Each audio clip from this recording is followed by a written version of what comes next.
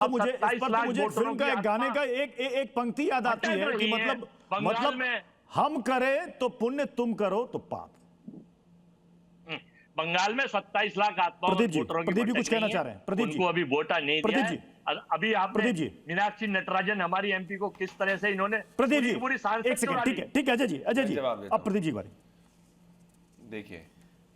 देखिए अजय भाई एक बात सवाल का जवाब नहीं दे पाए कि अजय जी ही लोकतंत्र के लिए सबसे बड़ा खतरा है। मैं वापस से कहूंगा, ये मीनाक्षी नटराजन की केस की बात कर रहे हैं। अब आप देखिए मीनाक्षी नटराजन के केस में क्या हुआ। तेलंगाना से आई खबर,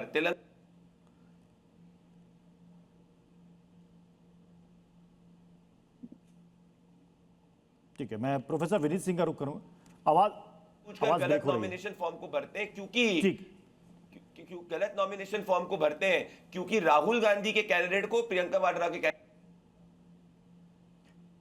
आपका वीडियो ब्रेक हो रहा है, बार-बार वीडियो ब्रेक हो रहा है। प्रदीप जी मैं आपके पास आऊंगा। मैं विनीत सिंह, मैं प्रोफेसर विनीत सिंह आपका रुख कर रहा हूं। विनीत सिंह, बीजेपी 300 से ज्यादा सीटें लाती है 2019 में, लेकिन 2024 में 240 पर सिमट जाती है, जिसको इंडिया गठबंधन विपक्ष कहता है कि यह हमारी एकता का परिणाम है। और इस बार और पुरजोर कोशिश हो रही कि सभी मिलकर आगे की तैयारी करें। तो क्या एनडीए खेमे में कुछ बेचैनी, हलचल, घबराहट है?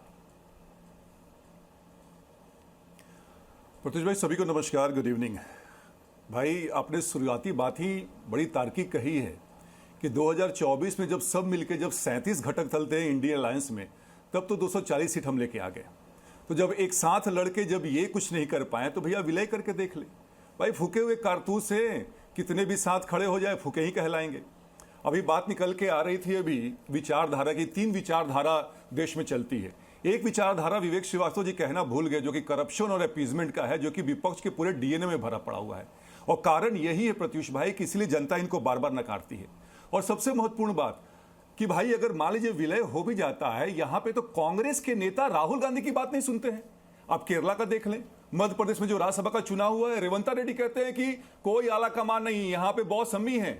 आप इसके बाद से राजस्थान का देख ले, तो राहुल गांधी को जब नेता मानने को तैयार नहीं है, तो जब इतने बड़े बड़े सूरमा जब विलय करेंगे, तो क्या राहुल गांधी या प्रियंका वाड्रा को मानेंगे नेता? तो फिर से कहता हूं कि ये कुछ भी कर ले, लाख नैरेटिव बनाए, प्रोपेगेंडा फैलाएं, होना जाना कुछ नहीं है। और आखिरी बात एक बात कहता हूं, वही बात तोड़ने की बात हो रही थी, विलय करने की बात हो रही थी। इंडिया अलायंस के बिहार के घटक दल है राजद, एआईएम के 5 में से 4 विधायक को तोड़ लिया। उस समय किसी के मुख से एक शब्द नहीं निकला प्रत्युष भाई। और यहां तो भाई है कि जो है जनता के वोट से हम आ रहे हैं और लोग स्वेच्छा से हमारे पास आ रहे हैं।